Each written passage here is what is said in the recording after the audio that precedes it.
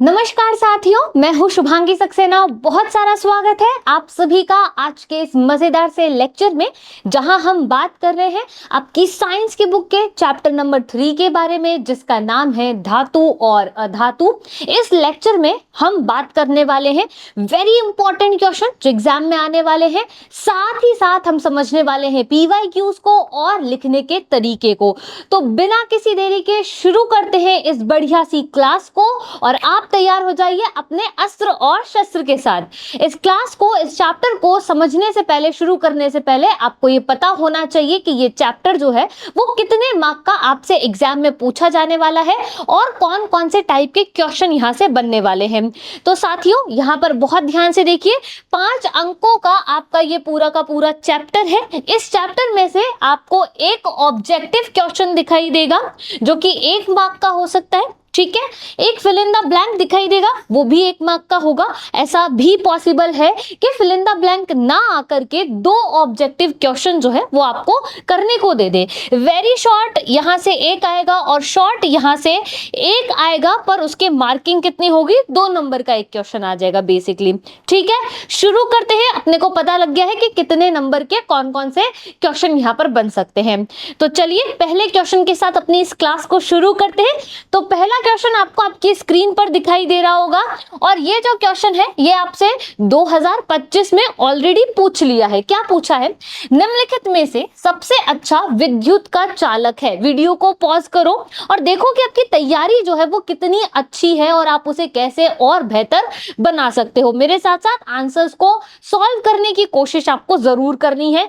Option A है लोहा, फिर एल्यूमिनियम, तांबा और आपका है चांदी। तो इस क्वेश्चन का आंसर जो है वो क्या बनना चाहिए कि लोहा विद्युत का अच्छा चालक है, एल्यूमिनियम है, तांबा है, यानी कि और चांदी है। तो प्यारे बच्चों, बहुत ध्यान से आपको इसका आंसर करना है। देखिए, चांदी और तांबा, चांदी और तांबा, तांबा मीन्स आपका कॉपर। चांदी का मतलब क्या हो गया कि चांदी मतलब तो चांदी होता है, लेकिन तांबा का मतलब होता है कॉपर। Cu इसका प्रतीक होता है, उसी तरीके से चांदी का प्रतीक आपका Ag होता है, ठीक है। क्लियर है बात यहाँ पर? तो तांबा और चांदी दोनों ही विद्युत के अच्छे वाले चालक होते हैं, इसमें कोई दो राय नहीं है। लेकिन इन दोनों में से जो सबसे अच्छा होता है वो चांदी होता है, पर हम उसका इस्तेमाल नहीं करते हैं क्योंकि बहुत महंगी है। तो जो हम इस्तेमाल करते हैं वो होता है आपका कॉपर। तो इस क्वेश्चन के लिए कंफ्यूजन में आपको नहीं आना है। निम्नलिखित में से सबसे अच्छा विद्युत का चालक कौन सा हो जाएगा? चांदी हो जाएगा। पर अगर वो ये पूछता है कि हम उपयोग में कौन सा लेते हैं तो हम कॉपर का इस्तेमाल करते हैं। क्लियर है लॉजिक? नेक्स्ट क्वेश्चन पर चले। आइए, क्वेश्चन नंबर 2। फास्फोरस परमाणु के एम कोश में उपस्थित इलेक्ट्रॉन्स की संख्या के बारे में आपसे बात करनी है, और ये 2025 में आपसे पूछा गया है। ऑप्शन है 3, 5, 6 और 7। वीडियो को पॉज करो, फटाफट से आंसर मुझको बता दो। फास्फोरस की यहाँ पर बात की जा रही है, तो फास्फोरस जो होता है वो भाई क्या होता है? उसका प्रतीक P उसका प्रतीक होता है। क्या होता है? P उसका प्रतीक यहाँ पर होता है। आपको बताना है कि भाई कौन सा जो है एम कोश के अंदर आएगा। आप जानते हैं कि L, M, N है ना, इस तरीके से हम जो है वो कोशों को व्यक्त करते हैं, ठीक है, K, L, M, N करके। अब आपने बताना है कि जैसे K की कैपेसिटी 2 होती है, ठीक है, L की कैपेसिटी कितनी होती है? 8 L की कैपेसिटी होती है। उसी तरीके से M की कैपेसिटी की अगर हम बात करेंगे तो 18 होती है और फिर इसकी 32 होती है। कैसे निकालते हो? 2n² से निकालते हो। n की वैल्यू आप जब रखते हो 1 K के रेस्पेक्ट में, तो यहाँ पर कितना आ जाता है? इस तरीके से जब आप इसे सॉल्व करोगे तो यहाँ पर 2 आ जाता है। अब अगर आप L के रेस्पेक्ट में सॉल्व करोगे तो यहाँ पर आप 2 रख दोगे, तो यहाँ पर कितना हो जाएगा? 2 हो जाएगा, और 2 का स्क्वायर आप निकालोगे तो 2 का स्क्वायर कितना होता है? 4। 4 को 2 से मल्टीप्लाई कर दोगे तो आपके पास आएगा 8। तो यहाँ पर हमने 8 लिख रखे हैं। एम के लिए हम इधर सॉल्व कर देते हैं। एम के लिए आप 3 रखते हो, तो 2n² के अंदर आप क्या रखेंगे? आप 3 रख देंगे। 3 का स्क्वायर कितना होता है? 9, और 9 दूनी कितने हो जाते हैं? 18 हो जाते हैं। अब बात करते हैं n के लिए, तो n के लिए आप क्या करेंगे, 4 यहाँ पर रखेंगे, ठीक है। तो यहाँ पर आप 2n स्क्वायर रखेंगे, यहाँ पर आप 4 का स्क्वायर करेंगे तो 16 होता है, और 16 दूनी कितना हो जाता है बेटा, 32 यहाँ पर हो जाता है। इस तरीके से आप इलेक्ट्रॉन्स को कैलकुलेट कर सकते हैं, इलेक्ट्रॉन्स को निकाल सकते हैं। अब बात की जा रही है फास्फोरस के बारे में। आपको पता होना चाहिए कि ये भाई साहब कितने नंबर पर आते हैं। तो क्या इंपॉर्टेंट है कि 1 से 20 तक के तत्व तो आपको याद होने ही होने चाहिए। इतनी बात क्लियर है ना। चलो, फास्फोरस भाई साहब आते हैं 15 नंबर पर। कितने नंबर पर आते हैं बेटा, 15 नंबर पर आते हैं। तो बाह्यतम कोश के अंदर कितने इलेक्ट्रॉन आ जाएंगे भाई, बाह्यतम कोश के अंदर इनके पास जो इलेक्ट्रॉन आएंगे वो 5 आएंगे। मैम कैसे 5 आएंगे, देखो अगर मैं इनके के की बात करूं तो यहाँ पर 2 आ जाएंगे, 15 में से 2 यहाँ पर आ जाएंगे।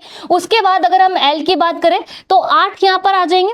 तो 8 और 2 10 होते हैं। अब कितने बचे हैं, 5 यहाँ पर बचे हैं। तो एम में कितने आएंगे बेटा, 5 ही तो आएंगे। एम की ही बात कर रहे हैं, तो एम में कितने आ गए, 5 यहाँ पर आ गए। क्लियर है लॉजिक। आगे बढ़ा जाए, आंसर आप जानते हैं B is the correct answer. आगे चलते हैं नेक्स्ट क्वेश्चन पर। क्वेश्चन नंबर 3 है, 2024 का ये क्वेश्चन है।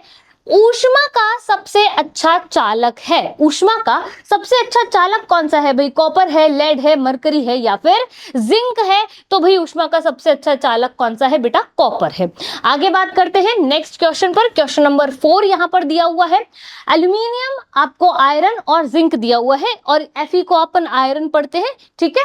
कि अभिक्रियाशीलता का सही बढ़ता क्रम आपको निकालना है। 2023 का ये क्वेश्चन है, और आपको कुछ इस तरीके से सीरीज दी हुई है। अब इसका आंसर कैसे निकलेगा, इसका आंसर निकलेगा इस सीरीज से, जो कि वेरी वेरी इंपॉर्टेंट आप कर लीजिएगा। आपसे पूछा जा सकता है कि सक्रियता श्रेणी जो है वो लिखना है आपको। तो कैसे लिखोगे, आपको याद होनी चाहिए। तो देखो, पोटेशियम सबसे ऊपर आता है, उसके बाद सोडियम है, फिर कैल्शियम है, फिर मैग्नीशियम है, फिर एल्यूमिनियम है, फिर जिंक है, फिर आयरन है, फिर लेड है, फिर हाइड्रोजन, कॉपर, हाइग्रेंशियम, मरकरी, हाइग्रेंशियम, इसीलिए Hg उसका प्रतीक है, फिर सिल्वर है, और फिर आपका गोल्ड है, अर्जेंटम और ऑरम। क्लियर है इतनी बात यहां पर। तो देखिए ऑप्शन में आपको क्या दिया हुआ है, आयरन, जिंक, एल्यूमिनियम दिया हुआ है।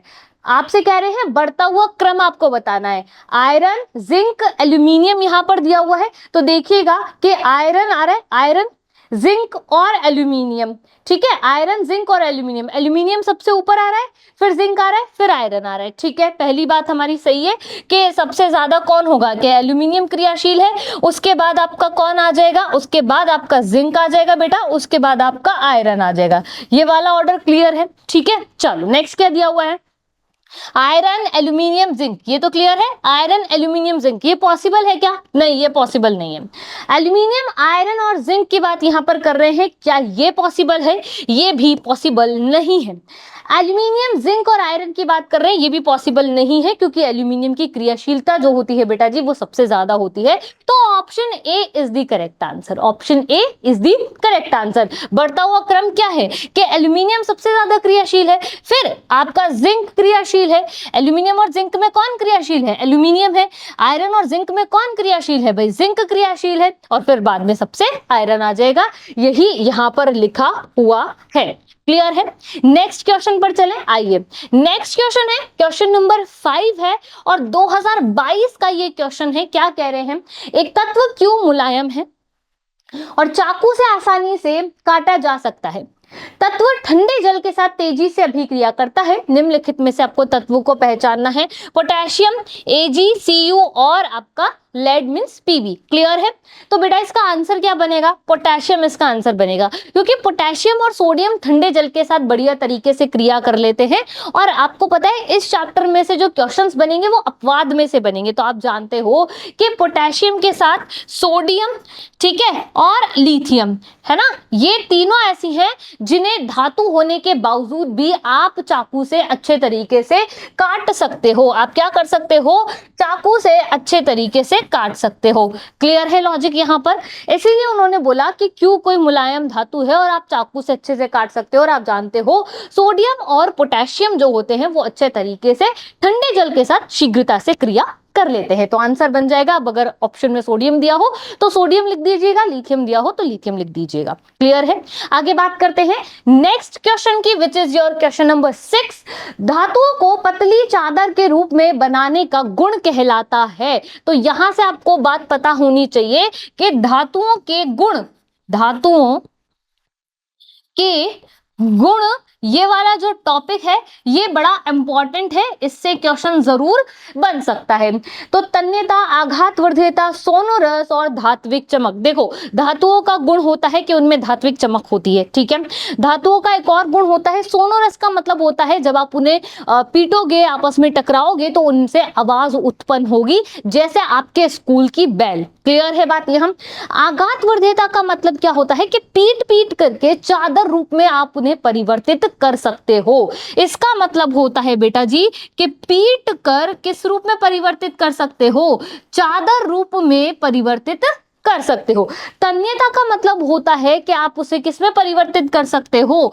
तार रूप में परिवर्तित कर सकते हो। और ये सभी किसके गुण हैं? धातुओं के गुण हैं कि धातु तन्य होती है, धातु आघात वर्ध्यता होती है, धातु सोनोरस होती है, धातुओं में धात्विक चमक जो है वो विद्यमान होती है। तो धातुओं को पतली चादर के रूप में बनाने का जो गुण है वो क्या कहलाता है? आघात वर्ध्यता कहलाता है। क्या कहलाता है? आघात वर्ध्यता कहलाता है। इंपॉर्टेंट टॉपिक मैंने यहां पर लिख दिया है, आपको ये पढ़ लेना है, ठीक है। एक इंपॉर्टेंट टॉपिक ये हो गया, ठीक है। दूसरा इंपॉर्टेंट टॉपिक है अपवाद, ठीक है। क्लियर है बात यहाँ पर? अपवाद जैसे कि सोडियम है ना, धातु है फिर भी आप इसे चाकू से काट सकते हो, इतनी मुलायम होती है। जबकि धातु का एक और गुण है कि धातु जो है वो कैसी होगी बेटा? धातु आपकी कठोर होगी, धातु आपकी कठोर होगी। क्लियर है ना बात यहाँ? जैसे लोहा आप जानते हो धातु है पर कठोर है ना? समझ गए बात यहाँ पर? चले आगे, समझ गए ना? चलो आगे चलते हैं। नेक्स्ट क्वेश्चन है बेटा, चमकीली अधातु है, अपवाद है। अधातु का अपवाद है, अधातु चमकीली नहीं होती है, चमकीली तो धातु होती है ना? लेकिन ये बोल रहे हैं कि चमकीली अधातु है। तो देखो बेटा, सोना जो है ना वो आपकी मेटल है, धातु है। सोडियम आपका मेटल है, धातु है। आप जानते हो ब्रोमीन और आयोडीन, ब्रोमीन और आयोडीन जो है ना बच्चे, ये दोनों कैसे हैं? ये दोनों धातु नहीं है, लेकिन प्यारे बच्चों, ब्रोमीन एक अपवाद है कि ये द्रव अवस्था में होता है कमरे के ताप पर अधातुओं में, है ना। और अगर धातुओं की हम बात करें तो मरकरिया होता है। अगर हम धातु की बात करें, धातु में कमरे के ताप पर हम बात करें, कमरे के ताप पर द्रव अवस्था में कोई होता है तो वो कौन होती है बेटा जी? वो पारा होती है। Hg जिसका प्रतीक होता है, मरकरी भी हम उसको बोलते हैं और हाइग्रेंशियम भी हम उसको बोलते हैं। आयोडीन जो है वो इसका करेक्ट आंसर है, आयोडीन इसका करेक्ट आंसर है। आगे बढ़े, चलिए आगे चलते हैं। क्वेश्चन नंबर 8 पर बात करते हैं। धातु कमरे के तापमान पर द्रव अवस्था में पाई जाती है। अब बच्चे सोडियम तो नहीं पाया जाएगा, ये आप जानते हो। पोटेशियम नहीं पाया जाएगा, ये भी आप जानते हो। आप पोटेशियम और सोडियम में से पूछा जाए कि सबसे ज्यादा क्रियाशील कौन है, याद रखना है पोटेशियम सबसे ज्यादा क्रियाशील है। अब बच्चे मरकरी और ब्रोमीन की बात कर रहे हैं। अभी अभी मैंने समझाया कि ब्रोमीन जो है बच्चा वो आपकी अधातु है, लेकिन अगर हम मरकरी की बात करते हैं तो ये साथियों ये कैसी है? ये धातु है। क्लियर है इतना लॉजिक यहाँ पर? तो अगर धातु कमरे के ताप पर पूछी जा रही है तो मरकरी आंसर बनेगा, अगर अधातु कमरे के ताप पर पूछी जा रही है तो ब्रोमीन आंसर बनेगा। लॉजिक क्लियर है? आगे बढ़ जाओ। और ये कौन है? ये एक्सेप्शन केसेस में से ही क्वेश्चन बन रहे हैं आपके, ठीक है। चलिए आगे चलते हैं। अधातु जो विद्युत की सुचालक होती है, धातुओं के गुण होते हैं कि धातु विद्युत की सुचालक होती है, ऊष्मा की सुचालक होती है, लेकिन अधातु ऐसा नहीं करती। तो ये अपवाद हो गया। अपवाद में क्या पूछ रहे हैं कि कौन सी ऐसी है जो सुचालक होगी? तो भाई सोडियम कैसी है? सोडियम आपकी मेटल है। सोडियम आपकी कौन है? सोडियम आपकी मेटल है। फुलरिन, ग्रेफाइट और हीरा, ये सब किसके अपर रूप हैं? ये सब कार्बन के अपर रूप है। किसके हैं बच्चे? कार्बन के अपर रूप हैं, ये पता होना चाहिए आपको, ठीक है। अब सुचालक की यहां पर बात कर रहे हैं तो graphite is the correct answer, graphite is the correct answer. आपको याद है हम ग्रेफाइट की रॉड्स लगाते हैं जब हम इलेक्ट्रोलाइसिस वाला प्रोसेस करते हैं कि नहीं करते? पेंसिल में ग्रेफाइट होती है ना, और फिर कहते हैं कि पेंसिल को आपको सॉकेट में नहीं डालना है। समझ रहे हो बात? यहाँ पर क्लियर है बात यहाँ से? ठीक है, चलो नेक्स्ट क्वेश्चन पर बात करते हैं। क्वेश्चन नंबर 10 आ गया। कमरे के तापमान पर कौन सी धातु पिघलने लगती है? पिघली हुई नहीं, पिघलने लगती है। इंपॉर्टेंट, पिघलने लगती है। पिघली हुई होती तो मरकरी की बात कर रहे होते, पिघलने लगती है की बात कर रहे हैं। आंसर बनेगा गैलियम, क्योंकि सोडियम ऐसा नहीं करता है और ग्रेफाइट आपकी अधातु होती है। समझ रहे हो बात यहाँ पर? ठीक है, आपको यहाँ पे पता होना चाहिए कि धातुओं के गुण कौन कौन से होते हैं। सबसे ज्यादा इंपॉर्टेंट चीज जो है वो आपको पता होनी चाहिए। तो आप यहां लिख लो धातु के गुण, याद कर लो मेरे साथ इस चीज को, क्योंकि समय नहीं है उतना। अगर हम धातु के गुण की बात करें तो ये चमकदार होती हैं। कैसी होती है? चमकदार। तो हम कह सकते हैं कि धातुओं में धात्विक चमक विद्यमान होती है। धातुएं कैसी होती है? धातुएं आपकी सोनोरस होती हैं, यानी ये ध्वनि उत्पन्न करती हैं, ध्वनिक होती हैं, ध्वनि उत्पन्न करती हैं। धातुएं आपकी तन्यता प्रदर्शित करती हैं। कौन करता है सबसे ज्यादा तन्य? कौन है? गोल्ड, सोना जो है वो सबसे ज्यादा तन्य है। ठीक है, क्यों है? क्योंकि पता है क्या होता है कि आप 1 ग्राम सोने से 2 किलोमीटर लंबा जो तार है वो आप बना सकते हो। फिर धातु कैसी होती है? आघात वर्ध्यता प्रदर्शित करती है। क्या प्रदर्शित करती है? आघात वर्ध्यता, यानी पीट करके चादर रूप में परिवर्तित आप इन्हें कर सकते हो। धातुएं कैसी होती हैं? धातुएं ऊष्मा की सुचालक होती है। सुचालक, ठीक है, सुचालक होती है। और क्या होती है? धातु ऊष्मा के साथ साथ किसकी होती है? विद्युत की भी सुचालक होती है। विद्युत की सुचालक होती है। इतनी लॉजिक क्लियर है? चमकदार हो रही है, सोनोरस है, तन्य है, आघातवर्धीय है, ऊष्मा की सुचालक है, विद्युत की सुचालक है। और धातु कैसी होती है? कठोर होती है। धातु कठोर होती है, मुलायम नहीं होती है। क्लियर है ना लॉजिक? यहाँ कोई डाउट है? नहीं है? आगे बढ़ जाऊं, ये याद होने चाहिए, ये याद होने चाहिए। इस पर बेस्ड बहुत सारे क्वेश्चंस कर लिए अब तुमने। ठीक है, चलें आगे।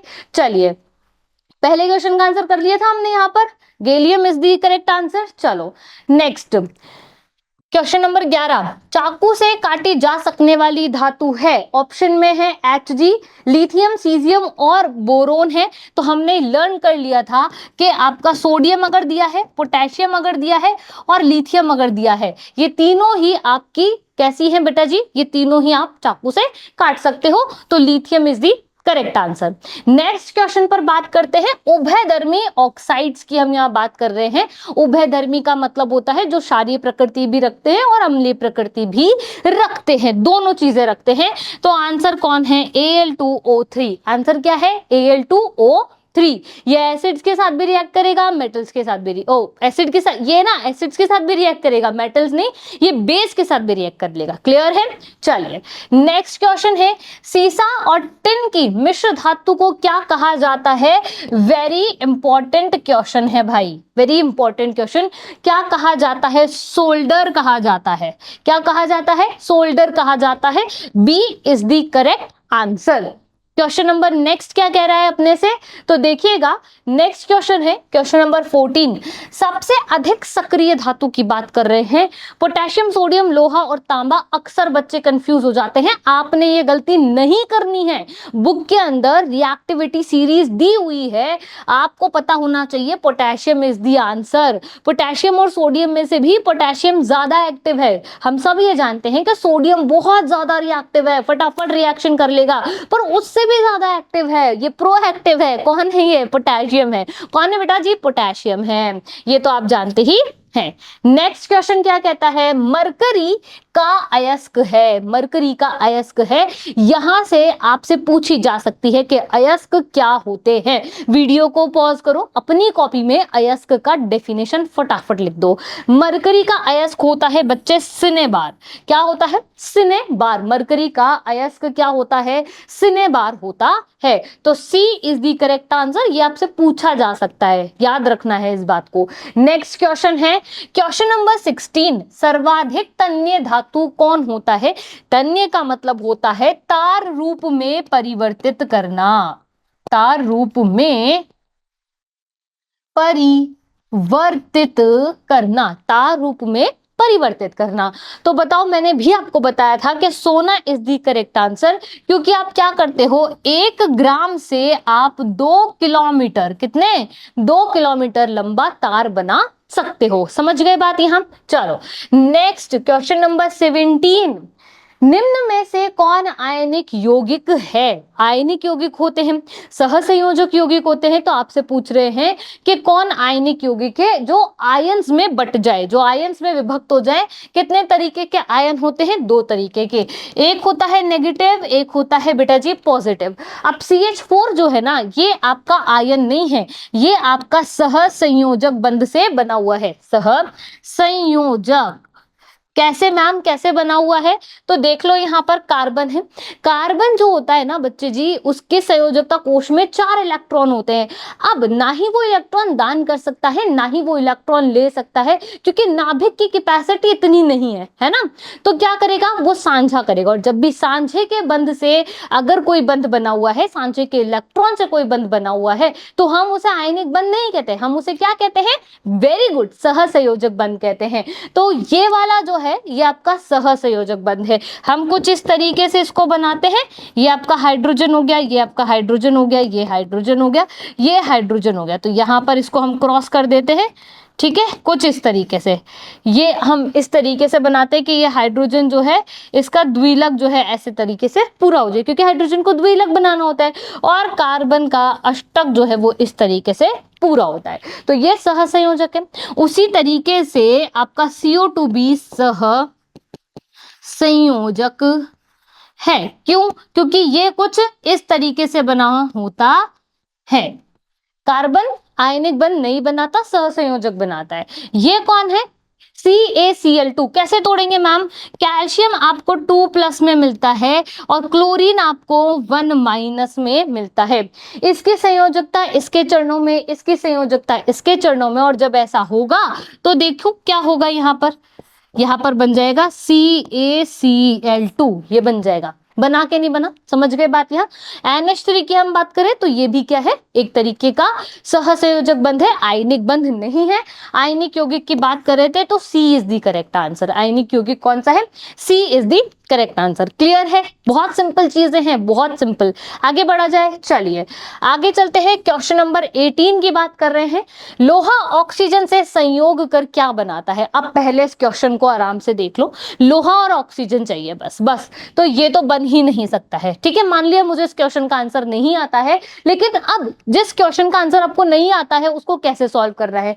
लोहा और ऑक्सीजन है, मतलब Fe होगा और ऑक्सीजन होगा, बस और कुछ नहीं हो सकता है। तो बच्चे पहला क्वेश्चन, पहला जो ऑप्शन है वो तो गलत हो गया। दूसरा देखो, FeSO4, SO4 एक अलग चीज है, ऑक्सीजन अलग है, SO4 अलग चीज है ना, तो ये भी नहीं हो सकता है। यहाँ CO3 दिया हुआ है, कार्बन भी आ रहा है, ये भी नहीं हो सकता। तो थोड़ा सा दिमाग लगाना है। तो क्या करना है? थोड़ा सा दिमाग लगाना है। जिस क्वेश्चन का आंसर नहीं आता है उसको इस तरीके से आपको सॉल्व करना है। किस तरीके से? इस तरीके से आपको सॉल्व करना है। क्लियर है बात? यहां समझ में आ गए? इसको एलिमिनेशन मेथड कहते हैं। क्या कहते हैं? Elimination method. ओके, चलिए नेक्स्ट क्वेश्चन है क्वेश्चन नंबर 19। लोहे के फ्राइंग पैन को जंग से बचाने के लिए कौन सी विधि उपयुक्त है? हम ये तीनों चीजें करते हैं किसी भी वस्तु को संचारित होने से बचाने के लिए, पर यहां पर ये नहीं पूछा ना कि संचारित होने से बचाने के लिए आप किसका इस्तेमाल कर रहे हो, तब तो हम उपरोक्त सभी कर देते बिना देखे। ये पूछ रहे हैं लोहे का फ्राइंग पैन है, उसको जंग से बचाना है, तो जिंक की परत चढ़ाकर हम ये काम करते हैं। इसे गैल्वेनीकरण कहते हैं, गैल्वेनाइजेशन, गैल्वेनीकरण हम इसे कहते हैं। इस चैप्टर में से 2-3 बातें बड़ी इंपॉर्टेंट है इस तरीके के क्वेश्चंस में। पहली, गैल्वेनीकरण क्या होता है? गैल्वेनीकरण क्या होता है? दूसरा, अमलगम क्या होता है? अमलगम क्या होता है? इसमें पारा होता है, पारे के साथ अगर कोई भी आप दूसरी चीज ले लोगे तो वो अमलगम कहलाएगी। और क्या पूछ सकते हैं? और आपसे पूछ सकते हैं अयस्क क्या होता है? और क्या पूछ सकते हैं मैम? खनिज क्या होता है? और क्या पूछ सकते हैं? गैंग क्या होती है? ये आपकी गैंग की बात नहीं कर रहे हैं, यहाँ पर अशुद्धियों का जो समूह है उसे गैंग कहते हैं, तो ये गैंग आपसे पूछा जा सकता है। ये डेफिनेशंस आपको याद होनी चाहिए। और क्या इंपॉर्टेंट है मैम? और इंपॉर्टेंट इंपॉर्टेंट है थर्मिट अभिक्रिया। क्या इंपॉर्टेंट है? थर्मिट, थर्मिक नहीं, थर्मिट अभिक्रिया। ठीक है, थर्मिट रिएक्शन जो है वो बड़ी इंपॉर्टेंट है इसके अंदर से। और क्या इंपॉर्टेंट है? एनोडीकरण, एनोडीकरण इंपॉर्टेंट है। और क्या इंपॉर्टेंट है मैम? भर्जन इंपॉर्टेंट है। और क्या इंपॉर्टेंट है? निस्तापन इंपॉर्टेंट है, निस्तापन इंपॉर्टेंट है। क्लियर है बात यहाँ? तो बहुत सारे इंपॉर्टेंट चीजें मैंने आपको बता दी है। इस क्वेश्चन का आंसर है जिंक की जो परत है हम उसको चढ़ा करके ये काम कर सकते हैं। आगे बढ़े नेक्स्ट क्वेश्चन पर। नेक्स्ट क्वेश्चन है स्टेनलेस स्टील में आयरन को किन के साथ मिलाया जाता है? स्टेनलेस स्टील आपको बनाना है, इस्पात जिसको हम कहते हैं, उसमें आपको किसको मिलाना पड़ेगा? निकल क्रोमियम को मिलाना पड़ेगा, कॉपर क्रोमियम, निकल कॉपर, कॉपर और लेड को मिलाना पड़ेगा। तो इसके लिए कॉम्बिनेशन होता है आयरन प्लस आपका निकल प्लस आपका कॉपर, और ये तीनों मिलकर के क्या बनाते हैं? ये तीनों मिलकर के स्टेनलेस स्टील जो है या इस्पात आप उसको कह सकते हो, उसका निर्माण करते हैं। तो आंसर क्या बनेगा? आंसर ये बनेगा। क्लियर है? इंपॉर्टेंट क्वेश्चन है, आपसे पूछा जा सकता है। ठीक है, आगे बढ़ा जाए। चलिए आगे चलते हैं। क्वेश्चन नंबर 21 की यहाँ बात कर रहे हैं। कोई धातु ऑक्सीजन के साथ अभिक्रिया कर उच्च गलनांक वाला यौगिक निर्मित करती है, यह यौगिक जल में विलय है, यह तत्व क्या हो सकता है? पहली चीज, कोई तो एक तो धातु है भाई सब, ठीक है, रिएक्शन हो रही है भैया ऑक्सीजन के साथ, ओके मैम। अब उच्च गलनांक वाला यौगिक निर्मित कर रही है और ये जल में विलय भी है, तत्व क्या हो सकता है बताना है आपको। सिलिकॉन है, कैल्शियम है, कार्बन है और आपका लोहा है। तो ये धातु की बात कर रहे हैं, धातु होनी चाहिए। क्या होनी चाहिए? धातु होनी चाहिए। तो धातु में आंसर क्या आएगा? कैल्शियम। क्या आएगा? कैल्शियम आंसर आ जाएगा। ठीक है, आगे बढ़े। ये जो सिलिकॉन है धातु नहीं होती भाई, पता होना चाहिए ये, है ना? समझ गए ना बात? यार कार्बन भी आपकी धातु नहीं होती और लोहा और कैल्शियम में तो आप जानते ही हो। ठीक है, चले आगे। चलिए क्वेश्चन नंबर 22, अधातु ऑक्साइड की प्रकृति कैसी होती है? बताओ भाई, अधातु ऑक्साइड की प्रकृति कैसी होती है? चैप्टर नंबर 2 में पढ़कर आए हो। अधातु ऑक्साइड की प्रकृति कैसी होगी? कमेंट सेक्शन में आंसर कर देना फटाफट से। क्लियर है बात यहां तक? समझ गए? चलो आगे चलते हैं। रिक्त स्थान आ चुके हैं, तो अभी तक हमने जो आपके एमसीक्यूज थे 1 मार्क के आपसे पूछे जा सकते हैं उनको सॉल्व कर लिया, कौन से एग्जाम में आ चुके और कौन से अब आने की संभावना है। साथ ही साथ ये भी हमने देख लिया कि कौन कौन से टॉपिक इंपॉर्टेंट है। अब आ गए फिल इन द ब्लैंक्स पर कि कौन कौन से फिल इन द ब्लैंक्स जो है वो आ सकते हैं। सोने और लोहे में से अधिक तन्य धातु है, भाई ये आपसे पूछा जा चुका है। कब पूछा था? ये 2025 के अंदर आपसे पूछ लिया था। ठीक है, कि सोने और लोहे में से अधिक तन्य कौन है? तो भाई सोना जो है वो अधिक तन्य है, तो आप यहां लिख दो सोना। ठीक है, क्लियर है बात यहां? चलें आगे। चलिए नेक्स्ट क्वेश्चन है Na2O और H2O, जब आप इन दोनों को मिला दोगे तो क्या बनेगा? चला देखते हैं। इसको आप तोड़ो तो ये टूटेगा Na+1 के अंदर, ऑक्सीजन टूटेगा कुछ इस तरीके से। इसको तोड़ो, इसको अगर आप तोड़ोगे तो ये टूटेगा आपका H+ और OH- में, है ना? ऐसे ही तो टूटेगा। तो अब होगा क्या? अब ध्यान से देखो, ये प्लस है, ये माइनस है, ये प्लस है, ये माइनस है, ऐसा ही है ना? तो यहां पर से क्या होगा? Na जो है वो निकल के चला जाएगा, Na जो है वो निकल के जाएगा, किसके साथ जाएगा? OH के साथ जाएगा। तो यहां से क्या बन जाएगा? NaOH जो है वो आपको यहां पर मिल जाएगा। क्या मिलेगा बेटा जी? NaOH जो है वो यहां पर मिलेगा। अब कितने हैं ये आपको 2 मिलेंगे, ये आपको 2 मिलेंगे यहां पर। ठीक है, क्लियर है बात यहां पर? समझ रहे हो चीजें यहां पर? आगे चलते हैं। क्वेश्चन नंबर 3 आ गया। खाली स्थान तथा खाली स्थान ठंडे जल के साथ बढ़िया से अभिक्रिया करती है, बताओ कौन सा है? अभी अभी हम पढ़ करके निपटे हैं, पोटेशियम है और आपकी सोडियम है, पोटेशियम है और आपकी सोडियम है। नेक्स्ट क्वेश्चन भाई, क्वेश्चन नंबर 4, कॉपर वायु में उपस्थित आर्द्र के खाली स्थान के साथ अभिक्रिया करके हरे रंग की परत का निर्माण कर लेता है। कॉपर संचारित हो जाता है किसकी उपस्थिति में? CO2 की उपस्थिति में ये काम हो जाता है। क्लियर है बात यहाँ? आगे बढ़ा जाए, चलिए आगे चलते हैं। नेक्स्ट है, दो या दो से अधिक धातुओं के समांगी मिश्रण को हम क्या कहते हैं? हम उसे मिश्र धातु कहा जाता है, या मिश्र धातु हम उसे कहते हैं। दो या दो से अधिक धातुओं के समांगी मिश्रण को आप क्या कहते हो? मिश्र धातु कहते हो। क्या कहते हो? मिश्र धातु कहते हो। तो मिश्र धातु की डेफिनेशन हो गई। आपसे पूछ लिया कि मिश्र धातु किसे कहते हैं, आंसर बन गया, आंसर बन गया। आगे बढ़ो, चलिए आगे चलते हैं। क्वेश्चन नंबर 6 की बात कर रहे हैं। यदि एक धातु पारद है, पारद का मतलब होता है बेटा जी पारे की बात कर रहे हैं, पारे का मतलब हो गया है मरकरी की बात कर रहे हैं, Hg की बात कर रहे हैं, तो मिश्र धातु को क्या कहा जाता है? अमलगम, अमलगम, ठीक है, अमलगम कहा जाता है। अमलगम में एक चीज पारा होनी चाहिए। ओके, चलिए नेक्स्ट, लोहे में मिलाकर स्टेनलेस इस्पात प्राप्त होता है। अभी मैंने बताया कि Fe plus Cu plus Ni मिला दोगे तो ये चीज अपने को मिल जाएगी। तो इंपॉर्टेंट क्वेश्चन है, रिपीट हो रहा है। आगे बढ़े, चलिए नेक्स्ट है अब आपके अति लघुत्रात्मक प्रश्न। यहां तक हमने आपका, अगर आपने किए हैं मेरे साथ साथ और आपको सारे नंबर मिले हैं तो आप समझ लो आपकी तैयारी बिल्कुल बढ़िया चल रही है। अब जिनके नंबर नहीं आ पा रहे हैं, क्वेश्चन नहीं आ रहे, तो उनको भी बढ़िया से खुश हो जाना चाहिए कि उनके पास पूरी की पूरी क्वेश्चन आंसर सीरीज आ गई है कि अब इसमें से पेपर आ जाएगा अपना, है ना? समझ रहे हो बात? यहाँ कहीं ना कहीं कोई ना कोई कॉन्सेप्ट जो है वो यहीं से बन जाएगा। एल्यूमिनियम के किसी एक अयस्क का नाम और सूत्र बताइए। अब बढ़िया सी क्वेश्चन आने वाले हैं, ठीक है? तो वन वर्ड टाइप क्वेश्चन है, लिखते जाओ पढ़ते जाओ। एल्यूमिनियम के किसी एक अयस्क का नाम बताना है, सूत्र आपको लिखना है। तो एल्यूमिनियम के अयस्क का नाम कौन सा है? बॉक्साइड है। क्या नाम है? बॉक्साइड, बॉक्सिंग करने वाला बॉक्साइड है, ठीक है? और ये उसका सूत्र है। क्लियर है? आगे बढ़े, चलिए आगे चलते हैं। नेक्स्ट, अयस्क किसे कहते हैं? अभी मैंने आपको बताया था कि अयस्क से क्वेश्चन आ सकता है। तो पृथ्वी की भूपर्पटी होती है, उस भूपर्पटी पर आप बहुत सारे पदार्थ निकालते हो अशुद्धियों के साथ, तो आप उसे खनिज कह देते हो।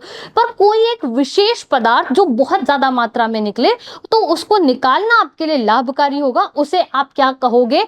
अयस्क आप उसे कहोगे। ये उसकी डेफिनेशन है कि खनिजों में कोई विशेष धातु काफी मात्रा में होती है जिसे निकालना कैसा हो जाएगा? लाभकारी हो जाएगा। जिसे निकालना लाभकारी होगा तो आप उसे क्या कहोगे? अयस्क कहोगे। समझ गए? आगे बढ़ूं, चलो आगे चलते हैं। यशद लेपन किसे कहा जाता है? वेरी इंपॉर्टेंट क्वेश्चन, तो ध्यान से देखो। लोहा या इस्पात को जंग से बचाने यानी संक्षारित होने से बचाने के लिए जिंक की एक पतली परत चढ़ाने की एक धातु की कार्मिक प्रक्रिया है। धातु की कौन सी प्रक्रिया है? कार्मिक प्रक्रिया है, जिसे आप क्या कहते हो? जिसे आप कहते हो यशद लेपन। ओके, आगे बात करें, चलिए आगे चलते हैं। अधिक अभिक्रियाशील धातुओं को किस विधि द्वारा निष्कर्षित किया जाता है? ठीक है, तो कौन सी विधि द्वारा किया जाएगा? उन्हें निष्कर्षित किया जाएगा विद्युत अपघटन विधि द्वारा। अब अधिक अभिक्रियाशील धातु कौन कौन सी हैं? तो यहाँ पर सारी जो धातु है उनके नाम लिखे हुए हैं। क्लियर है बात? यहाँ आगे बढ़े, चलिए आगे चलते हैं। क्वेश्चन नंबर 5 की यहाँ पर बात करते हैं। विद्युत तारों की परस्पर वेल्डिंग के लिए किस मिश्र धातु का प्रयोग किया जाता है? वह किससे मिलकर बनी होती है? वेरी इंपॉर्टेंट चीज, विद्युत तारों की परस्पर वेल्डिंग करनी है, इसके लिए किस मिश्र धातु का उपयोग किया जाता है? और आंसर क्या बनेगा भाई? आंसर बनेगा सोल्डर। आंसर क्या बनेगा? सोल्डर बनेगा। क्लियर है? आगे बढ़ूं, चलिए आगे चलते हैं। नाइट्रोजन का इलेक्ट्रॉनिक विन्यास आपको लिखना है। नाइट्रोजन कितने नंबर पर आती है? 7 नंबर पर नाइट्रोजन अपने पास आती है। कितने नंबर पर आती है? 7 नंबर पर आती है। तो कैसे लिखेंगे भाई? 2 और 5, यानी के अंदर 2 हो गए, एल के अंदर कितने हो गए हैं? 5 हो गए हैं। ठीक है, समझ गए बात यहाँ पर? या आप ऐसे भी लिख सकते हो 1s2 2s2 और आप लिख सकते हो 2p1। ठीक है, 2 2 4 और 1 5। क्लियर है बात यहाँ पर? चलूं आगे, चलिए नेक्स्ट। कौन सी धातु भाप के साथ अभिक्रिया करती है? कौन सी धातु ऐसी जो भाप के साथ अभिक्रिया करती है? लोहा, आयरन। ठीक है, चलो आगे, क्वेश्चन नंबर 8, सबसे कम क्रियाशील 4 धातुओं के नाम आपको बताने हैं जो सबसे कम क्रियाशील है। तो रिएक्टिविटी सीरीज देखो, आंसर लिख दो।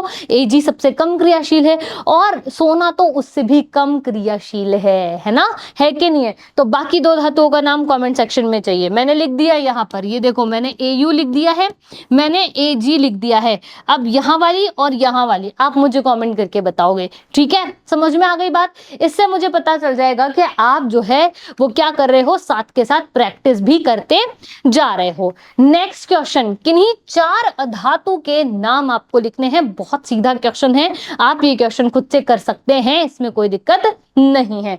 नेक्स्ट क्वेश्चन, पीतल में तांबे के साथ मिश्रित दूसरी धातु का आपको नाम लिखना है। 2024 का ये क्वेश्चन है। पीतल में तांबे के साथ मिश्रित, पीतल में तांबे के साथ मिश्रित दूसरी धातु का नाम आपको लिखना है। तो दूसरी धातु है जस्ता। कौन सी है? जस्ता, यानी कि Cu+Zn ये बनाता है। ओके, क्लियर है? आगे बढ़े, चलिए नेक्स्ट क्वेश्चन है, सल्फर, ब्रोमीन तथा आयोडीन में से चयन करके द्रव धातु का नाम बताइए। 2024 का ये क्वेश्चन है। सल्फर, ब्रोमीन, सल्फर का प्रतीक क्या हो गया बेटा जी? S, ब्रोमीन का Br है, आयोडीन का I है। ओके, आप पूछ रहे हैं कि द्रव धातु का नाम क्या है? तो द्रव धातु हम जानते हैं ब्रोमीन है। कौन है? ब्रोमीन है। चले आगे, चलिए नेक्स्ट क्वेश्चन है, क्वेश्चन नंबर 12, आयोडीन, हीरा तथा सोडियम में से सबसे कठोर पदार्थ कौन सा है? आपसे 2023 में ये क्वेश्चन पूछा गया था। हीरा इसका सही आंसर है। हीरा क्या है? इसका सही आंसर है। नेक्स्ट क्वेश्चन पर बात करते हैं, which is your question number 13, किसी शुद्ध धातु की अपेक्षा उसके मिश्रातों की विद्युत चालकता एवं गलनांक कैसा होता है? कोई शुद्ध धातु है, उसकी अपेक्षा उसके मिश्र धातु की विद्युत चालकता की हम बात कर रहे हैं, और गलनांक कैसा होता है उसकी हम यहाँ पर बात कर रहे हैं। तो फटाफट से सोचो कि कैसा होना चाहिए। कोई शुद्ध धातु है और फिर हमने उसमें कुछ ना कुछ मिक्स कर दिया। 2 अलग अलग बातें, एक तो शुद्ध धातु है और फिर हमने उसमें कुछ ना कुछ मिक्स कर दिया। अब मिक्स करने के बाद उसकी विद्युत की चालकता और गलनांक के रेफरेंस में हम यहाँ पर बात कर रहे हैं। तो फटाफट से मुझे आंसर बता दो, क्या होगा भाई? तो विद्युत चालकता और गलनांक कैसे हो जाएंगे? कम हो जाएंगे। कैसे होंगे? कम यहाँ पर हो जाएंगे। नेक्स्ट देखते हैं क्वेश्चन नंबर 14, सोडियम और पोटेशियम धातु की ठंडे जल से अभिक्रिया किस प्रकार की अभिक्रिया है? बहुत सिंपल क्वेश्चन है, बहुत ज्यादा सिंपल क्वेश्चन है। 2 ही तरीके की अभिक्रिया पड़ी है, या तो ऊष्मा बाहर निकलेगी या ऊष्मा काम में आएगी। समझ रहे हो बात? तो ये कैसी है? ऊष्माक्षेपी है। कैसी है ये? ऊष्माक्षेपी है, ऊष्मा बाहर निकलेगी। एक्सोथर्मिक है, ऊष्मा एग्जिट हो जाएगी। लॉजिक क्लियर है? आगे चलते हैं। Next question, question number 15, gang क्या है? याद की गैंग की बात नहीं कर रहे हैं, अशुद्धियों का समूह गैंग कहलाता है। क्या कहलाता है? देखो, पृथ्वी से खनिज अयस्कों में मिट्टी, रेत आदि अशुद्धियां होती हैं, जिन्हें आप क्या कहते हो? गैंग कहते हो। पूछा जा सकता है, बता दिया आंसर, लिख कर आ जाना, गड़बड़ मत कर देना। ओके, चलो next question, question number 16, copper को आर्द्र वायु यानी CO2 में छोड़ने पर वह कौन सा पदार्थ बनाता है? अपन ने पढ़ा कि कॉपर जो है उसको अगर आप ऐसे छोड़ोगे तो वो क्या हो जाती है कि तांबे पर हरे रंग की परत चढ़ जाती है, कॉपर पर हरे रंग की परत चढ़ती है, जिसे आप संक्षारण कहते हो। पर पदार्थ कौन सा बनाएगी प्यारे बच्चों? तो वो बेसिक कॉपर कार्बोनेट बनाएगी, जो कि हरे रंग का होता है। जो कि कैसा होता है? हरे रंग का वो होता है। क्लियर है? आगे बात करते हैं, क्वेश्चन नंबर 17, अधात्विक ऑक्साइड की प्रकृति, अधात्विक ऑक्साइड जो होता है उसकी प्रकृति की हम यहाँ पर बात कर रहे हैं। कैसी होती है? जल्दी से बता दो। 2017 में पूछा था ये आपसे, है ना? 2017 में अधात्विक ऑक्साइड की बात यहाँ पर की जा रही है। तो कैसी प्रकृति होगी प्यारे बच्चों? कमेंट सेक्शन में जरूर बताना मुझको। हमने ये चीज चैप्टर नंबर 2 में डिस्कस करी है। नेक्स्ट क्वेश्चन पर बात करते हैं, आंसर ही आ गया। अम्लीय प्रकृति होती है भाई। कैसी होती है? अम्लीय प्रकृति होती है। ठीक है, चलो बहुत बढ़िया। आगे चलते हैं हम नेक्स्ट क्वेश्चन पर। कमरे के ताप पर कौन सी धातु द्रव अवस्था में होती है? कमरे के ताप पर कौन सी धातु पूछ रहे हैं, कंफ्यूजन में मत आ जाना। और धातु पूछेंगे तब ही ब्रोमीन लिख कर आना, धातु अगर पूछ रहे हैं तो पारा लिख करके आना, Hg क्या लिख करके आओगे, पारा। ठीक है, गड़बड़ मत कर देना। ये रहा भाई आंसर। ओके, चलिए आगे चलते हैं। नेक्स्ट है क्वेश्चन नंबर 19। ऊष्मा की सबसे अच्छी चालक धातु कौन सी होती है? बता दो, 2024 में पूछ लिया था भैया आपसे। कब पूछा था? 2024 में पूछा था। बहुत सिंपल क्वेश्चन है, अभी ऑप्शन वाले क्वेश्चंस में भी आया था। ठीक है, जल्दी बताओ, फटाफट से बता दिया तो सिल्वर और कॉपर इसका बढ़िया सा आंसर है। सिल्वर मतलब चांदी होता है, कॉपर मतलब तांबा होता है। Okay, next question, question number 20 पर बात कर रहे हैं। एल्यूमिनियम के किसी एक अयस्क का नाम और सूत्र आपको लिखना है। एल्यूमिनियम के किसी एक अयस्क का नाम और सूत्र आपको लिखना है। ये क्वेश्चन जो है वो आ चुका है कि नहीं आ चुका? बताओ क्या है। बॉक्साइड की बात करी थी हमने, जिसका फॉर्मूला ये हमारे पास था। चलते हैं नेक्स्ट क्वेश्चन पर, क्वेश्चन नंबर 21।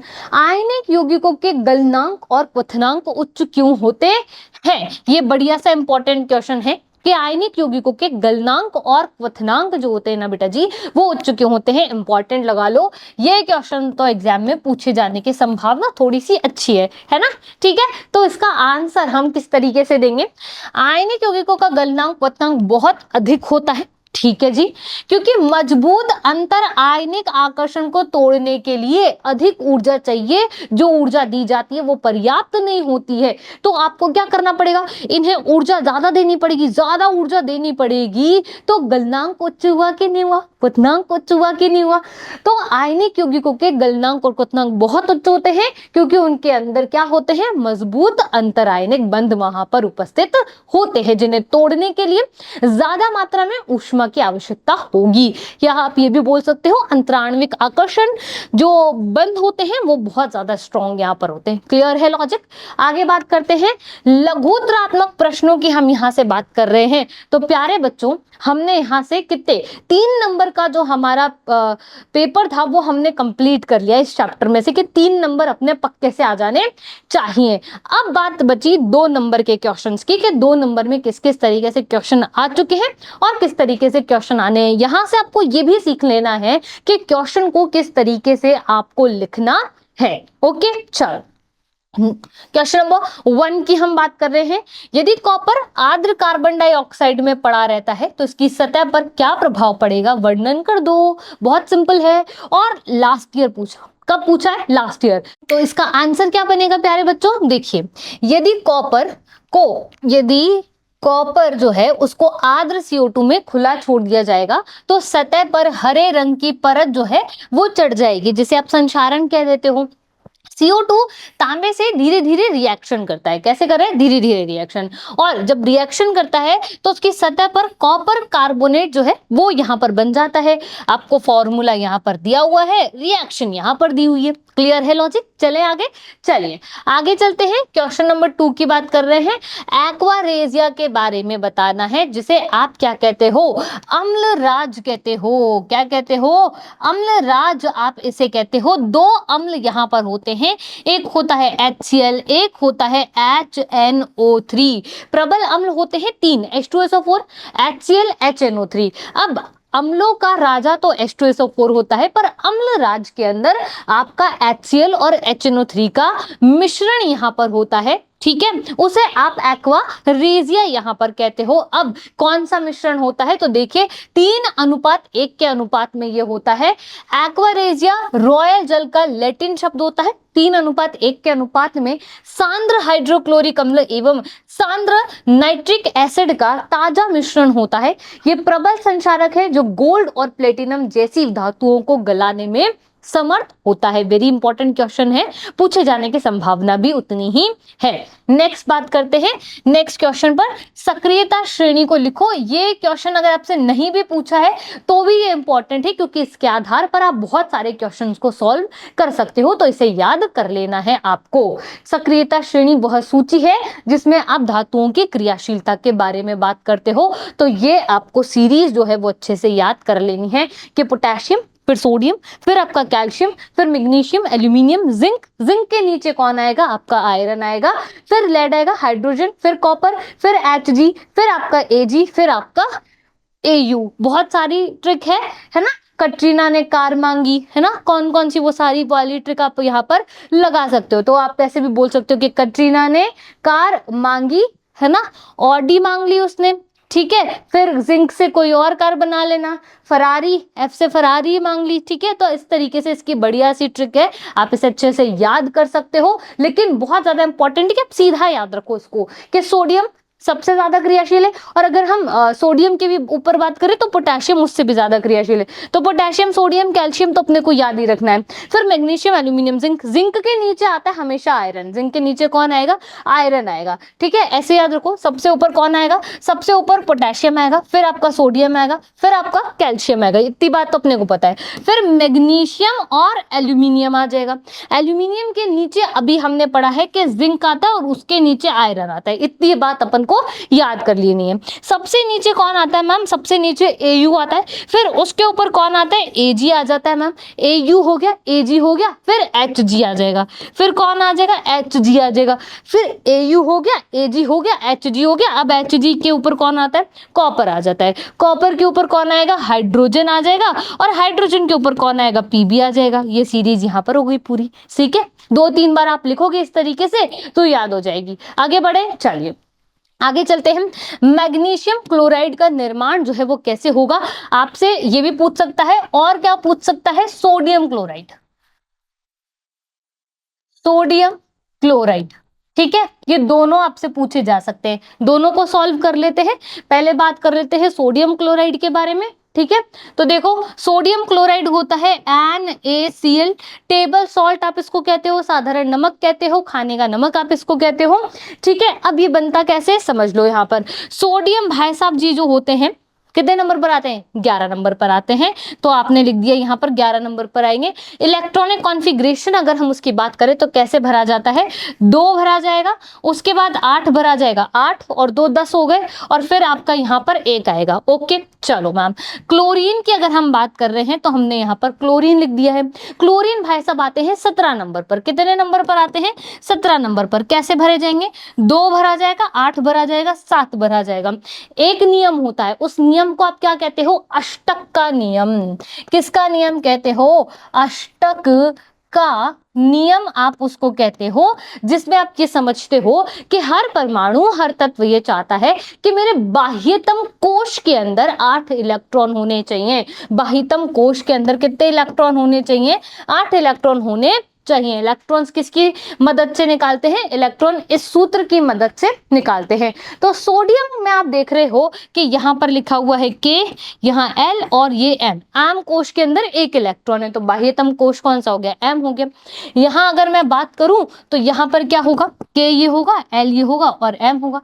M में 7 है, ना इसके 8 हैं ना इसके 8 हैं। क्या होगा भाई, या तो सोडियम 7 इलेक्ट्रॉन ले ले, या क्लोरीन क्या करे कि 7 इलेक्ट्रॉन जो है वो रहने दे और 1 इलेक्ट्रॉन ले ले। समझो बात को, सोडियम क्या करे, या तो वो 7 इलेक्ट्रॉन ले ले या 1 इलेक्ट्रॉन दे दे। और आपका क्लोरीन क्या है, 7 इलेक्ट्रॉन दे दे या 1 इलेक्ट्रॉन ले ले। सिंपल बात है। अब मेरी बात समझो ध्यान से, 7 इलेक्ट्रॉन लेना बस की बात नहीं है सोडियम के नाभिक के लिए, क्योंकि हमने पढ़ा है प्यारे बच्चों कि जो भी आपका तत्व है, जो भी परमाणु है, उसके नाभिक में इतनी कैपेसिटी नहीं होती कि वो 3 से ज्यादा इलेक्ट्रॉन का ट्रांजैक्शन करे। तभी तो कार्बन क्या करता है, 4 इलेक्ट्रॉन से सांझे वाला बंध बनाता है, वरना वो भी ये काम कर सकता था। ठीक है, तो इसका मतलब इसको 1 इलेक्ट्रॉन देना पड़ेगा, है ना। और यहाँ पर 7 है तो ये 7 डोनेट नहीं कर सकता, है ना। उतनी कैपेसिटी भी नाभिक में नहीं है कि 7 लोगों को बाहर निकाल दे। तो क्या कर लेगा, 1 लाने की कैपेसिटी है, तो यहां से यहां पर 1 इलेक्ट्रॉन चले जाएगा। जब ऐसा होगा तो क्या होगा, NaCl निर्मित हो जाएगा, और यहाँ इलेक्ट्रॉन्स बचेंगे 2 और 8, यहाँ बचेंगे 2, 8 और 8। दोनों का जो अष्टक है वो यहाँ पर पूरा हो गया है। आप देख सकते हो यहाँ पर इसका अष्टक पूरा हो गया, ठीक है। और उसी तरीके से यहाँ पर इसका जो अष्टक है वो भी पूरा हो गया है। इस तरीके से सोडियम क्लोराइड का हमने निर्माण कर लिया। सेम मेथड से हम क्या कर सकते हैं, मैग्नीशियम क्लोराइड का निर्माण भी कर सकते हैं। कैसे? कि इसका सूत्र होता है भाई साहब MgCl2 इसका सूत्र होता है। अगर आप इसे खोलोगे तो ये बनेगा Mg और यहाँ पर Cl और यहाँ पर Cl, कुछ इस तरीके से ये बनेगा। ठीक है, इसका मतलब क्या हुआ कि मैम Mg जो होता है वो 2+ में मिलता है और Cl जो होता है वो 1- में मिलता है। ओके मैम, समझ गए बात यहाँ पर। तो Mg भाई साहब कितने नंबर पर आते हैं? मैम Mg जो होता है वो आपका आता है 12 नंबर पर। कितने पर? 12 नंबर पर आता है। तो इलेक्ट्रॉनिक कॉन्फ़िगरेशन होगा 2, 8 और 2, इसका मतलब K, फिर आपका L और फिर आपका M हो जाएगा। M में 2 इलेक्ट्रॉन है, ये बाह्यतम कोश हो गया। ठीक है, अगर हम क्लोरीन की यहाँ पर बात करें तो अभी अभी हम समझे हैं कि ये 17 नंबर पर आता है। अगर ये 17 नंबर पर आता है प्यारे बच्चों, तो यहाँ पर देखो क्या होगा, यहाँ पर एक नहीं, यहाँ पर एक्चुअली 2 इलेक्ट्रॉन होंगे। ठीक है, ये देखो यहाँ 2 होंगे, फिर 8 होंगे, फिर 7 होंगे। समझ रहे हो बात? यहाँ पर 2 होंगे, 8 होंगे, 7 होंगे। अभी तो हमने समझा मैम कि एक इलेक्ट्रॉन ले सकता है और लेते ही 8 हो जाएंगे। हाँ जी, बिल्कुल सही कह रहे हो आप कि ये क्या करेगा, ये अपना एक इलेक्ट्रॉन इसको दे देगा। ठीक है, जैसे ही ये एक इलेक्ट्रॉन देगा तो यहाँ पर +1 होते ही कितने हो जाएंगे, यहाँ पर ये जो है यहाँ पर +1 होते ही ये 8 हो जाएंगे और इसका अष्टक पूरा हो जाएगा।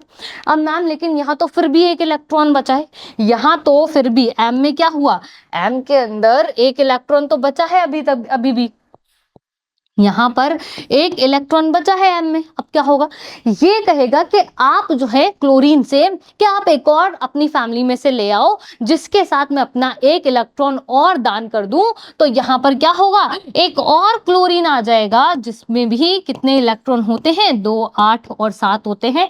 ये वाला अपना इलेक्ट्रॉन इसको दे देगा। जैसे ही ये इलेक्ट्रॉन देगा बंद बन जाएगा यहाँ पर MgCl2 का, यहाँ बंद बन जाएगा MgCl2 का। तो इसे कैसे लिखा जाएगा, इसे लिखा जाएगा कि हमें बनाना है MgCl2। हम जानते हैं कि Mg के पास कितने इलेक्ट्रॉन हैं, 2, 8 और 2 इलेक्ट्रॉन है, और Cl के पास कितने होते हैं, 2, 8 और 7 होते हैं। फिर एक और Cl आप ले लेना, 2, 8 और 7 होते हैं। एक इलेक्ट्रॉन इसको दीजिएगा, एक इलेक्ट्रॉन इसको दीजिएगा, यहाँ पर आ जाएगा आपका Mg, जहां हो जाएंगे 2 और 8 इलेक्ट्रॉन, और इससे एक Cl जुड़ जाएगा, इससे एक Cl जुड़ेगा, इलेक्ट्रॉन्स होंगे 2, 8, 8, यहाँ भी होंगे 2, 8 और 8। आपका यौगिक जो है वो यहाँ पर बन गया है, यहाँ लिख देना MgCl2। ओके, क्लियर हो गई बात? यहाँ MgCl2 समझ लिया, और क्या समझ लिया भाई साहब, सोडियम क्लोराइड समझ लिया है। क्लियर है? आगे बढ़ जाऊं, चलिए आगे चलते हैं। नेक्स्ट क्वेश्चन है, इंपॉर्टेंट क्वेश्चन है, मार्क कर लो।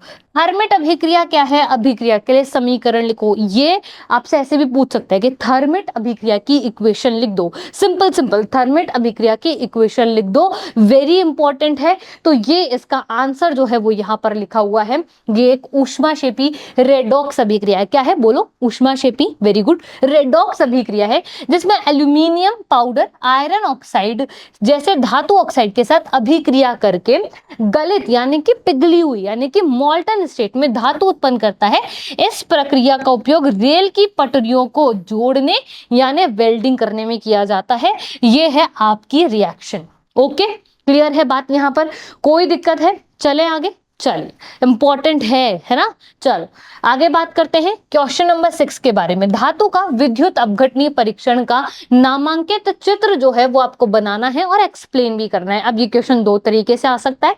एक आपको बोल सकता है कि सीधा चित्र बना के समझा दो, क्योंकि चित्र वो अपने से पूछ ही रहे हैं। एक आपसे बोल सकते हैं कि पूरा इस तरीके से समझाओ। तो आप क्या करेंगे, इसे इंपॉर्टेंट कर लेंगे, वीडियो को पॉज करके इसको लिखने की कोशिश आपको करनी है। इसका आंसर मैं इस वीडियो के एंड में जरूर बताऊंगी। ओके, चलिए नेक्स्ट क्वेश्चन पर चलते हैं। आयनिक यौगिकों के कोई 4 गुणधर्म आपको बताने हैं। बहुत सिंपल गुणधर्म है ना। समझते हो इस चीज को कि आयनिक यौगिक क्या क्या चीजें करेंगे? भाई नमक से याद रखना है, सॉल्ट NaCl से याद रखो। ये आयनिक यौगिक है, ये कैसे टूटता है? ये टूटता है Na+ और Cl- में। क्या नमक जल में घुलनशील है? हाँ जी मैम। तो पहला गुण हो गया है कि जल में घुलनशील है। क्या है ये? घुलनशील है। चलो, क्या ये कठोर होता है? हाँ जी मैम, नमक तो कठोर होता है, इसका मतलब आयनिक यौगिक कैसे होते हैं? कठोर होते हैं। आयनिक यौगिकों में कौन सी प्रकृति होती है? भंगुर प्रकृति होती है ना? तो लिख दो भाई, भंगुर प्रकृति होती है। और क्या होता है मैम? मैम ये जल में घुलनशील होते हैं, ये तो पक्की बात है। साथ ही साथ ये कठोर होते हैं, भंगुर प्रकृति होती है। एक गुण आप लिख के मुझे बता देना कि एक और जो गुण है वो कौन सा हो सकता है। नमक से याद रखना है, नमक आपका बिल्कुल आयनिक यौगिक है। नमक के जो जो गुण है वो आयनिक यौगिकों में विद्यमान जरूर होंगे। ठीक है, गलित अवस्था में विद्युत का चालन करते हैं। ये लो गलित। ठीक है, क्या लिख दोगे भाई? गलित अवस्था में, गलित अवस्था में विद्युत का चालन करते हैं। ओके, आगे बढ़े, चलिए आगे चलते हैं। क्वेश्चन नंबर 8, 2022 का ये क्वेश्चन है। तन्यता को परिभाषित कीजिए और सबसे अधिक तन्य धातु का नाम लिखिए। तार रूप में परिवर्तित करना ही तन्यता कहलाता है। सोना सबसे अधिक तन्य धातु है, हमने अभी अभी डिस्कस किया था, इस चीज को किया था कि नहीं किया था? तो ये रहा इसका आंसर कि खींच करके पतले तार के रूप में परिवर्तित कर देना। ओके, चल आगे बात करते हैं। भर्जन और निस्तापन, इंपॉर्टेंट क्वेश्चन है ये, 2023 में पूछ लिया था। अभी तो आपसे पूछा कि भर्जन और निस्तापन को परिभाषित कीजिए। एक बार आपसे पूछ सकते हैं कि भर्जन को बता दीजिए, एक बार पूछ सकते हैं निस्तापन को बता दीजिए, एक बार पूछ सकते हैं कि भर्जन और निस्तापन पर संक्षिप्त में टिप्पणी दीजिए, एक आपसे पूछ सकता है कि भर्जन और निस्तापन में कोई दो अंतर बता दीजिए। सिंपल बात है, इस तरीके से इस टॉपिक से क्वेश्चन आ सकते हैं। तो भर्जन निस्तापन अपने आप में महत्वपूर्ण है। एक एक करके दोनों पर बात करते हैं। इसमें अयस्क को वायु की उपस्थिति में गर्म किया जाता है। ये बात किसके बारे में कर रहे हैं? भर्जन के बारे में बात कर रहे हैं। किसके बारे में बात कर रहे हैं? भर्जन के बारे में बात कर रहे हैं। ये प्राय सल्फाइड अयस्क के लिए प्रयुक्त होता है। इस विधि में अयस्क ऑक्सीकृत होते हैं। इसमें निस्तापन से अधिक ताप की आवश्यकता होती है। और ये रही आपकी उसकी रिएक्शन जो कि इंपॉर्टेंट है। निस्तापन इसका उल्टा कर लेना, निस्तापन इसका उल्टा कर लेना। कैसे? देखो, निस्तापन जो होता है ना, उसके अंदर सल्फाइड की जगह कार्बोनेट का अयस्क होता है। निस्तापन में सल्फाइड की जगह कार्बोनेट का अयस्क होगा। निस्तापन से अधिक ताप चाहिए भर्जन में, तो इसका मतलब निस्तापन में कम ताप चाहिए होगा। ठीक है, समझ गए बात यहाँ पर। और वायु की उपस्थिति में गर्म किया जाता है भर्जन के अंदर, निस्तापन में ये नहीं होता है, वहां वायु की अनुपस्थिति होती है। इसमें अयस्क को सीमित वायु की उपस्थिति में या वायु की अनुपस्थिति में गर्म किया जाता है। कार्बोनेट अयस्क होता है ना। इसमें क्या होता है? अयस्कों का निर्जलीकरण हो जाता है और भर्जन से कम ताप की आवश्यकता होती है। ये रही आपकी रिएक्शन। तो भर्जन और निस्तापन को याद कैसे रखा जाएगा? भर्जन और निस्तापन को याद ऐसे रखा जाएगा मैम, इधर समझो भर्जन, इधर समझो निस्तापन। अब होगा क्या कि भर्जन में आपको वायु ज्यादा मात्रा में मिलेगी, निस्तापन में सीमित मात्रा में मिलेगी। भर्जन में सल्फाइड के अयस्क होते हैं, निस्तापन में आपके कार्बोनेट के अयस्क होते हैं। भर्जन में आपको निस्तापन से ज्यादा चाहिए टेम्परेचर, लेकिन इधर आपको टेम्परेचर नहीं चाहिए। सिंपल चीजें हैं, क्लियर है बात? यहाँ आगे बढ़ जाते हैं भाई और आगे बढ़ते हैं अगले बताओ प्रश्न की तरफ। अगला प्रश्न 2022 का है। लौह धातु पर भाप की क्रियाविधि का नामांकित चित्र बनाना है। वेरी इंपॉर्टेंट है। फर्स्ट चैप्टर में से भी डायग्राम पूछा था, सेकंड में से भी पूछ लिया था और थर्ड में से भी पूछ लिया है। इस तरीके से आपको डायग्राम बना करके आना है। आगे बात करते हैं नेक्स्ट क्वेश्चन की। क्वेश्चन नंबर 11 2022 का प्रश्न है। विद्युत तारों की परस्पर वेल्डिंग के लिए मिश्र धातु का प्रयोग किया जाता है, वो किससे मिलकर के बनी होती है? सोचो, पढ़ लिया हमने इसके बारे में, डिस्कस कर लिया इसके बारे में कि विद्युत तारों की परस्पर वेल्डिंग करनी है, मिश्र धातु का प्रयोग करना है और वो मिश्र धातु किससे मिलकर के बनी होगी? तो सोल्डर उसका नाम था, हमने पढ़ा था इसके बारे में। टिन और सीसा से मिलकर के बनी है। समझ गए बात यहाँ? और अगर मैं स्टेनलेस स्टील पूछूं तो क्या बताओगे? आयरन, कॉपर और निकल। आयरन, कॉपर और निकल। और अगर मैं पीतल की बात करूंगी तो क्या बताओगे? तांबा और जिंक। क्या बताओगे? तांबा और जिंक। तीनों बात कर लिए मैंने यहाँ पर। सोल्डर आपके किससे मिलकर के बना है? टिन और सीसा से मिलकर के बना है। ये मिश्र धातु कम ताप पर पिघल जाती है, इसलिए तारों को नुकसान पहुंचाए बिना इसे आसानी से जोड़ा जा सकता है। आगे बात करते हैं क्वेश्चन नंबर 12 के बारे में 2024 का ये क्वेश्चन है प्यारे बच्चों, और बिल्कुल एनर्जी बना करके रखनी है, खत्म नहीं करनी है। धातुएं विद्युत की सुचालक होती हैं, धातुएं विद्युत की सुचालक है। आपको क्या करना है, उपरोक्त कथन के प्रयोगशाला परीक्षण के लिए प्रयुक्त व्यवस्थित उपकरण को चित्रित करना है। डायग्राम बनाने को बोल रहे हैं, तो डायग्राम में क्या होगा, एक बैटरी लगा देना, एक बल्ब लगा देना, एक कुंजी लगा देना, और यहाँ पर धातु लगा देना कि यहाँ पर अगर आपने जिंक रखी तो क्या ये बल्ब जलेगा कि नहीं जलेगा, जल जाएगा बच्चे, बिल्कुल जलेगा। आपने लोहा रख दी तो क्या जलेगा कि नहीं जलेगा, बिल्कुल जल जाएगा, ठीक है। और अगर मैंने सोडियम रख दी तो जलेगा कि नहीं जलेगा, कमेंट सेक्शन में बताना कि अगर यहाँ सोडियम रखी है तो जलेगा या फिर नहीं जलेगा। क्लियर है बात, यहाँ आगे बढ़ते हैं।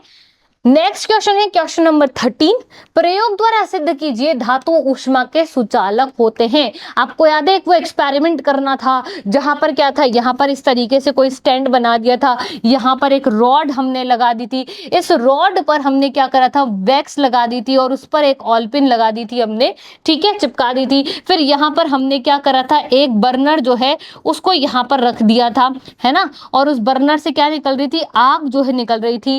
अब ये आग जो है वो यहाँ तक पहुंच जानी चाहिए, जैसे ही पहुंचेगी तो वैक्स पिघल जाएगी और ये पिन नीचे गिर जाएगी, जिससे हमें ये समझ में आएगा कि धातु जो होती है ऊष्मा की सुचालक होती है। और ये जो रॉड हमने लगाई थी, ये रॉड क्या थी, ये धातु की निर्मित थी, यानी धातु की रॉड थी, धातु से बनी हुई थी। क्लियर है, इस तरीके का डायग्राम यहाँ पर बनाना है। देखो एल्यूमिनियम या कॉपर का तार लेकर के उसे क्लैप की सहायता से स्टैंड पर बांध दें, फिर तार के खुले सिरे पर मोम का उपयोग करके वहां पर एक ऑलपिन को आप अच्छे तरीके से सेट कर दो, फिर आप स्प्रिट लैम्प, मोमबत्ती, बर्नर इस सबको अटैच कर दो। इसका मैं चित्र दिखाती हूँ तो आपको जल्दी याद हो जाएगा। क्लियर है। अब अगर ये धातु का तार है ना, और धातु विद्युत की अब अगर ये धातु का तार है तो धातु अगर ऊष्मा की सुचालक है तो क्या होगा कि यहाँ से ये वैक्स पिघल जाएगी, फिर नीचे गिर जाएगी। विद्युत की सुचालक तो अभी हमने देखा है कि नहीं देखा, ठीक है। चलो आगे बात करते हैं।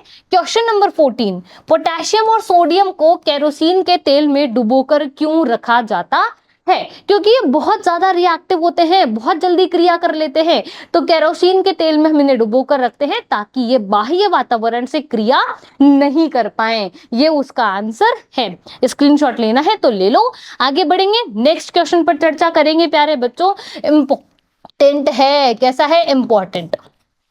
क्या दिया हुआ है, एनोडीकरण को समझाइए। इसके लिए आप जो है वो किस तरीके से इसका उपयोग करते हैं या इसके क्या उपयोग है। एनोडीकरण वेरी इंपॉर्टेंट है प्यारे बच्चों। तो देखो, एनोडीकरण एल्यूमिनियम पर मोटी ऑक्साइड की परत बनाने की प्रक्रिया को आप क्या कहते हो, एनोडीकरण कहते हो। एल्यूमिनियम पर मोटी ऑक्साइड की परत बनानी है, इतनी बात है बस। एल्यूमिनियम पर ऑक्साइड की आपको कौन सी परत बनानी है, मोटी, कौन सी, मोटी परत बनानी है, ठीक है। यानी कि अब देखो क्या होगा, वायु के संपर्क में आने पर एल्यूमिनियम पर ऑक्साइड की एक पतली परत का निर्माण होता है। एल्यूमिनियम ऑक्साइड की इस परत को संक्षारण से बचाती है। इस परत को मोटा करके इसे संक्षारण से और अधिक सुरक्षा प्रदान की जा सकती है। सिंपल लॉजिक था।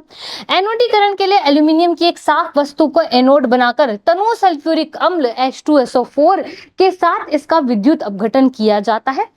एनोड पर उत्सर्जित ऑक्सीजन गैस एल्यूमिनियम के साथ अभिक्रिया करके ऑक्साइड की एक मोटी परत बनाती है जो हमें बनानी थी। इस ऑक्साइड की परत को रंग कर एल्यूमिनियम की आकर्षक वस्तुएं बनाई जा सकती है। तो सिंपल बात है, सिंपल बात क्या है, मोटी परत बनानी है। मोटी ऑक्साइड की परत जो है वो एल्यूमिनियम पे आपको चढ़ानी है, उसे ही आप एनोडीकरण कहते हो। ओके, चले आगे। चलिए क्वेश्चन नंबर 16, इंपॉर्टेंट क्वेश्चन। मैंने आपको बोला था विद्युत अपघटनी परीक्षण को आपको समझाना है और चित्र भी आपको बनाना है, और ये क्वेश्चन आपने कर लिया होगा तो इसका आंसर मैं आपको एंड में बताऊंगी। तो यहाँ पर मैं इसका आंसर आपको बता देती हूँ। कॉपर, जिंक, टिन, निकल, सिल्वर, गोल्ड आदि जैसी अनेक धातुओं का परिष्करण विद्युत अपघटन द्वारा किया जाता है। इस प्रक्रम में अशुद्ध धातु को एनोड और शुद्ध धातु की पतली परत को कैथोड बनाया जाता है। ये वेरी इंपॉर्टेंट बात है, यहाँ पर इस बात को आपको याद रखना है। बाकी और कुछ याद रखो चाहे मत रखो। धातु के लवण विलयन का उपयोग विद्युत अपघट्य के रूप में होता है। धातु का लवण विलयन भी इंपॉर्टेंट है कि विद्युत अपघट्य आप किसको बनाओगे। विद्युत अपघट्य में जब धारा प्रवाहित प्रवाहित की जाएगी, अब धारा को प्रवाहित करेंगे तो एनोड पर स्थित अशुद्ध धातु विद्युत अपघट्य पे घुल जाएगी। इतनी ही मात्रा में शुद्ध धातु विद्युत अपघट्य से कैथोड पर निक्षेपित हो जाएगी, वहां पर आपको प्राप्त होगी। निक्षेपित मतलब प्राप्त होगी। विलय अशुद्धि विलयन में चली जाती है और अविलय अशुद्धि एनोड तली पर निक्षेपित हो जाती है, जिसे एनोड पंख कहते हैं। तो यहां से जो क्वेश्चन बनता है वो बनता है एनोड पंख किसे कहते हैं, एनोड पंख किसे कहते हैं। क्लियर हो गई बात, यहां पर कोई डाउट है नहीं है? आगे बढ़ा जाए, चलिए आगे चलते हैं। और ये इसका डायग्राम आप यहां देख सकते हैं, ये होता है एनोड पंख। ये क्या होता है प्यारे बच्चों? ये होता है एनोड पंख। अब प्यारे बच्चों आपको घबराना बिल्कुल नहीं है, आपको परेशान बिल्कुल नहीं होना है। हमने इस चैप्टर का अच्छे से पोस्टमार्टम कर लिया, इंपॉर्टेंट चीजें हमने समझ ली और आपने देखा होगा कि अपवाद में से बहुत सारे क्वेश्चन रिपीट हुए हैं। ये जो इंपॉर्टेंट क्वेश्चन है ना, ये मैंने इसलिए लिए क्योंकि अगर इनमें से कोई क्वेश्चन बना तो आप उसे अच्छे तरीके से सॉल्व करके आ सकते हैं, आपको कुछ और पढ़ने की जरूरत नहीं है प्यारे बच्चों। तो घबराना नहीं है। इसी वीडियो को, इसी लेक्चर को 2 बार अगर आपने अच्छे तरीके से देख लिया ना कंसंट्रेशन के साथ, तो आपका क्वेश्चन जरूर बैठ जाएगा। और अगर इसमें से क्वेश्चन नहीं भी आया तो टॉपिक तो यही है, टॉपिक तो आपके यही है। इन टॉपिक के आधार पर आप अपने क्वेश्चन को हल कर सकते हो। मैंने आपको एलिमिनेशन मेथड भी सिखाया है। तो प्यारे बच्चों आशा करती हूँ कि आपकी तैयारी बहुत अच्छी चल रही होगी और इस वीडियो को देखने के बाद आपकी तैयारी में बहुत ज्यादा बढ़ोतरी हो गई होगी। मिलते हैं आपसे नेक्स्ट चैप्टर में, तब तक के लिए ऑल द बेस्ट।